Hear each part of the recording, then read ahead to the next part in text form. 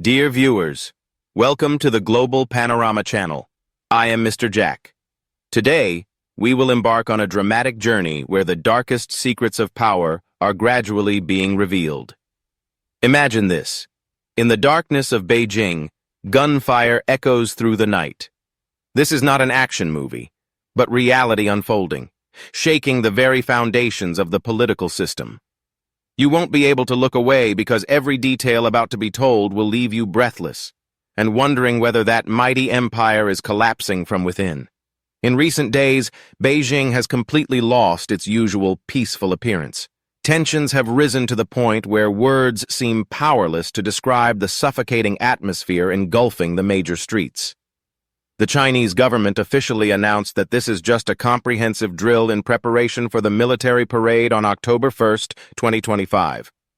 However, on social media and through whispers, Beijing residents tell a very different story.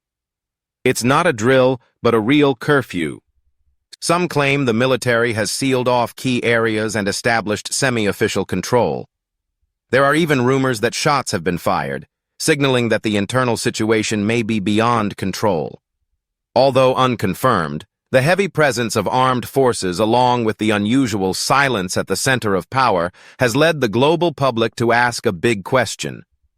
Is a political earthquake quietly happening right at the heart of Zhongnanhai? On the night of August 9th, 2025, people in Dongcheng District, the political center of Beijing, confirmed they clearly heard submachine gun fire and witnessed armored vehicles, police cars, and ambulances moving noisily, with sirens blaring throughout the long night.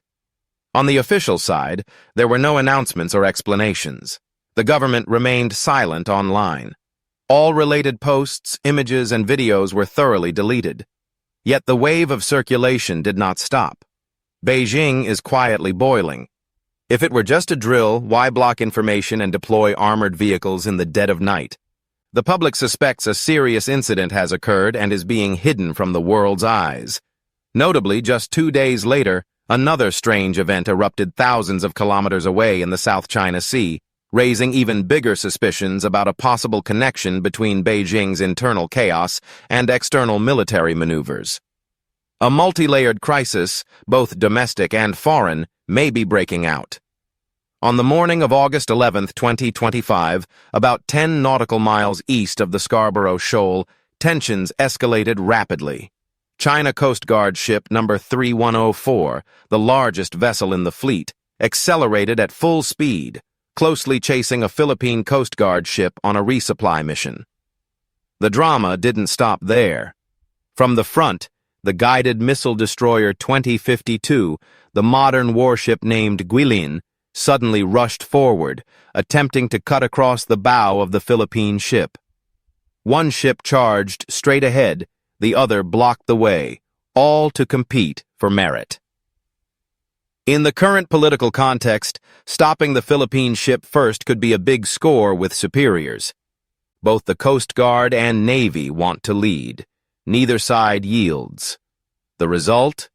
Before any merit was made, it became a laughingstock for the world. The Philippine Coast Guard quickly released high-quality camera footage showing the bow of the Chinese Coast Guard ship, designed to withstand collisions, crushed like a soda can. Western media immediately pounced. Outlets like The Sun and Business Insider simultaneously commented, "What kind of reckless race is this? A disaster in coordination." While the international community buzzed, the spokesperson for the China Coast Guard only gave a clumsy statement, saying law enforcement was professional and followed procedures. But when asked about the collision, they dodged the question. The problem is not just this isolated incident. It is a direct consequence of strategic disorder from the Central Command. No one intentionally caused a head-on collision, but when the highest directives lack unity, chaos inevitably erupts on the front lines. For the elders who are waiting, in the upcoming internal meeting, someone will bang the table and directly question, "This is the lineup you deployed, fighting among yourselves for credit, let alone the bigger struggle. Do you dare to take full responsibility for the failure of this system?" Amid the chaos in Beijing and the turmoil in the South China Sea, across the Pacific Ocean, a figure who once kept Chinese leaders awake at night, President Trump, is still quietly waiting for the right moment to act. Every day, U.S. tariffs collect hundreds of millions of dollars from imported goods, mostly from China. Notably, this revenue does not require congressional approval, but goes straight into a flexible fund. President Trump has publicly stated that he has the authority to decide on this. So where does that money go? According to the Financial Times and U.S. financial sources, President Trump does not consider this a regular budget, but as bait for an unlimited financial war. Under discreet direction, the U.S. Treasury and its allies pour money into high-risk cryptocurrency markets like Bitcoin and Ethereum. With massive capital flows, 10 to 20 times over, the value of cryptocurrencies soars. Imagine Bitcoin rising from $10,000 to $100,000, then approaching $150,000. This is not just due to the market, but also the shadow of a nation.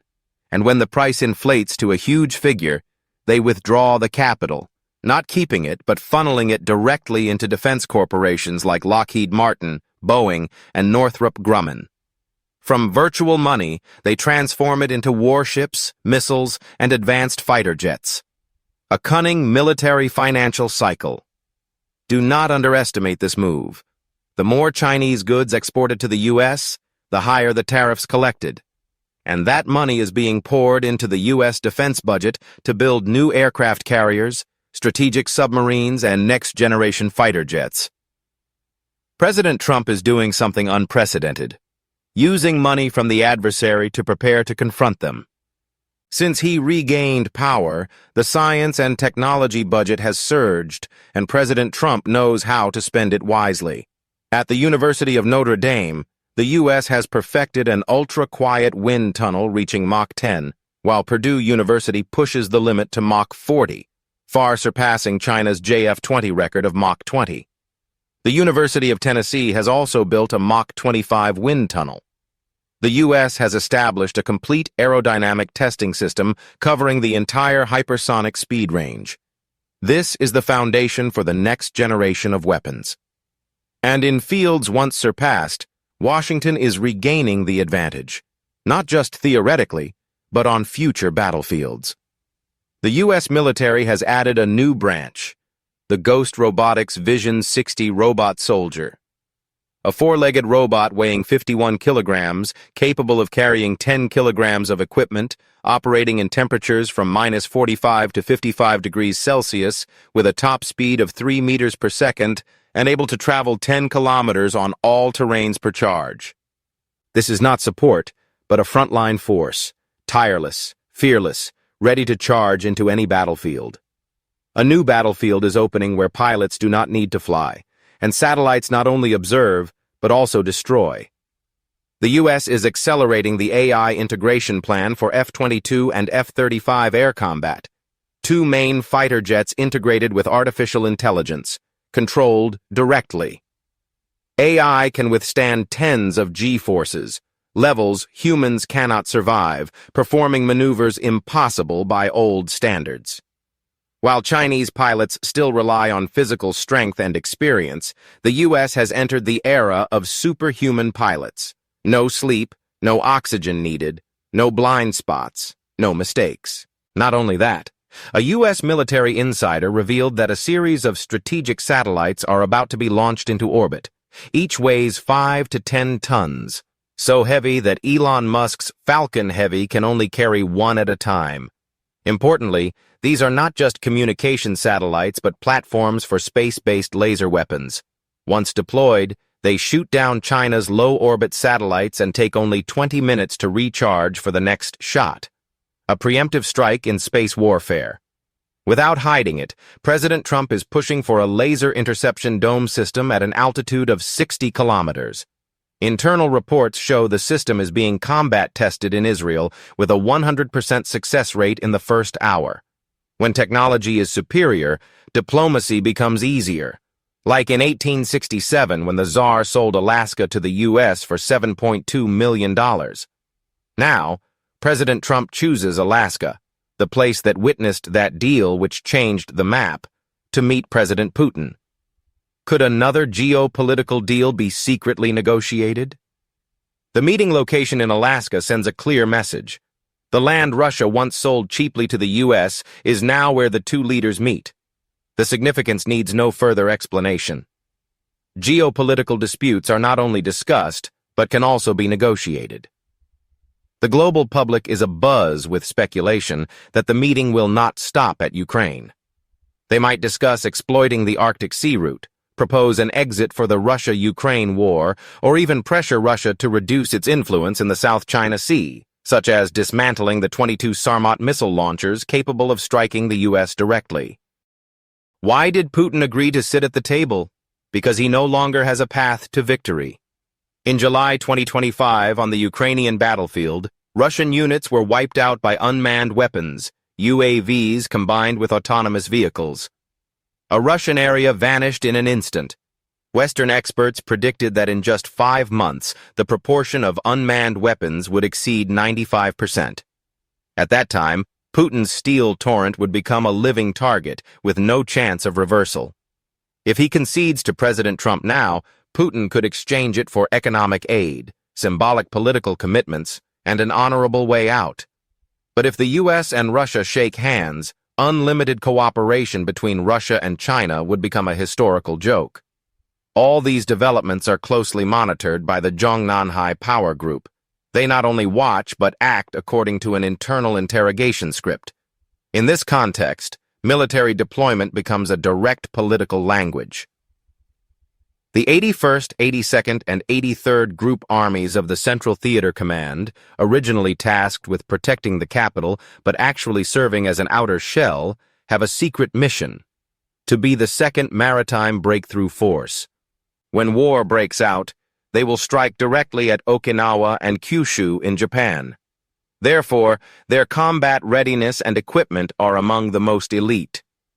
Currently, this force is spread around Beijing. The meaning is obvious. One of the most elite units, the Decapitation Special Forces from the 82nd Group Army, is believed to have discreetly appeared in the outskirts of Beidaihe. This is not an ordinary force. They specialize in raiding command centers and wiping out enemy control hubs. Their mere presence, even discreet, is enough to ignite concern among the highest leadership. The 83rd Group Army, a heavy mechanized force in Henan, is also not idle. They have completed inter-regional railway transfers. Troop trains move silently, with no one knowing their destination. And that is the most dangerous thing. When the location is unknown, no one knows the target. Meanwhile, in the north, the Northern Theater Command is deploying forces sufficient to shake the Northeast. 3,000 Army helicopters are concentrated in Jilin and Liaoning. At this scale, with just an order, they could cross the river and strike directly down the Korean peninsula. But they could also change direction and approach Beijing within hours. 2 directions. 2 targets. 1 blade. And whoever faces the cutting edge, it is all clear. In an atmosphere tense as a drawn bowstring, troop mobilization is no longer war preparation, but a psychological strike aimed straight at the brain. Inside the military commission, just a small piece of news, such as the Northern Theater Command helicopters adjusting their route, canceling old flight paths, the 82nd Special Forces Battalion leaving the barracks without a plan, no documents, no verbal orders, just a few glances, a call, a suddenly canceled meal. Within a power system based on absolute obedience, just one sign of discord is enough to make leaders feel that subordinates might no longer obey orders. And in Chinese history, the greatest danger has never come from outside, but always from the closest people. When Zhongnanhai's internal tensions rise, external blows arrive just in time, as if programmed to coordinate. South China Sea clashes, Korean Peninsula tensions, cold attitudes from the Kremlin all turn into harsh questions in internal meetings. Is there a problem with the Coast Guard Command? The peninsula is about to erupt. Now they dare to withdraw troops from the north? If Putin really shakes hands with Trump, isn't the back empty? Outwardly, It is an analysis of the regional situation. In reality, it is to pressure leaders to retreat. A cleverly calculated move, using elite corps surrounding the capital, bringing decapitation special forces close, exploiting diplomatic and military turmoil, blocking all escape routes. A perfect trap, cornering the opponent. The nominal reason is still a training exercise analysis, but in fact, it creates a one-sided situation with no turning back. In that context, even as the welcome salutes for the October 1st parade thunder, how can the leadership be calm? They cannot be calm because they just realized the opponent's strikes come not only from the military, not only from international upheavals, but from the most unexpected point, the foreign affairs apparatus. Just as Beijing raises alert levels, the Air Force is on high alert due to South China Sea clashes. An exclusive Reuters report ignites everything further. On August 11, 2025, Reuters revealed that Liu Jianchao, head of the Central Foreign Liaison Department and the top candidate to inherit the leading foreign affairs position, was taken for investigation support since early August. His home was thoroughly searched. In China's system, foreign affairs cannot be chaotic because it is the nation's face. But precisely there, a link has broken. A precise, poisonous, timely strike. In just 2 years, China's diplomatic system has been continuously shaken. One foreign minister disappeared, then Liu Jianchao, the true heir of foreign policy, was eliminated right before the Beijing conference. This is not a personnel transfer, but a precise, silent, ruthless surgery aimed at weakening the Foreign Affairs Corps, causing the apparatus to lose temporary coordination ability and stripping the supreme leader's political support on the foreign front. Liu Jianchao, 61 years old, studied at Oxford, capable of direct dialogue with the West, one of the few Chinese officials able to respond independently and flexibly in diplomacy after Wang Yi. He was the only pillar maintaining foreign stability amid turmoil. Removing that pillar is like pulling a leg from under a building, causing the structure to shake. The timing of the move coincides with the Beijing conference, where elders gather, factions vie for power, and internal restructuring plans are made. This is the most sophisticated move in the interrogation script, creating 3 simultaneous effects. First, sending a signal externally. The moderate diplomatic channel trusted by the world no longer exists. Efforts to appease the West are nullified, forcing opponents to adopt a hardline stance, pushing foreign pressure to the peak. Second, creating internal tremors. If someone like Liu Jianchao can be eliminated, who is next? No one is safe. The centrist faction is forced to choose sides or be eliminated. Third, striking directly at leadership psychology. 2 key foreign affairs figures are removed, narrowing the protective circle, losing coordination, losing support, losing dialogue, leaving the leader alone on the chessboard. When the South China Sea clashes, observers ask who is in command. When the military mobilizes secretly, people see the silhouette of power restructuring. When Liu Jianchao is removed, the voice of foreign affairs weakens noticeably.